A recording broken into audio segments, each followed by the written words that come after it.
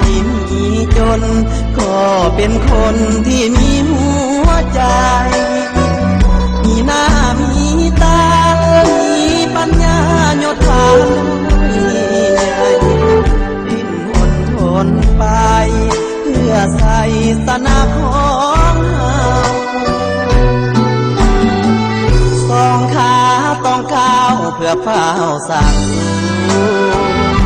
บอกเคยวันตัวถือพาตัวลุ่มหลงมัวมากับสิ่งใด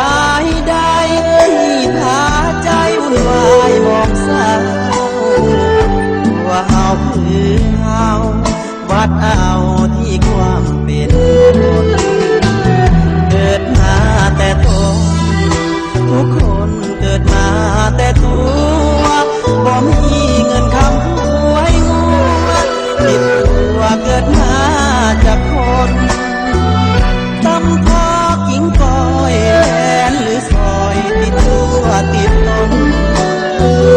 ของที่มีได้ต้องอาศัยศอกหาดินทนพอมีภายจากคนหาผลมาแต่ท้องชีวิตต้องสู้มุ่งสู่เส้นสายจำต้องอาศัยอย่าแหกใจไว้คอยดูแลยามเจ็บยามซ้ำยามนักดำมวนมองจนแย่ในยามที่ได้พ่ายแพ้ขอแต่แห่งใจจาก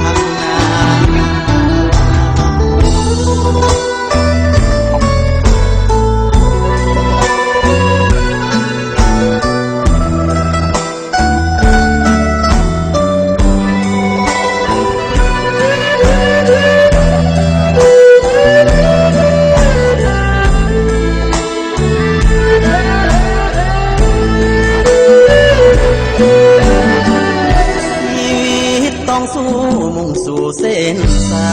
ย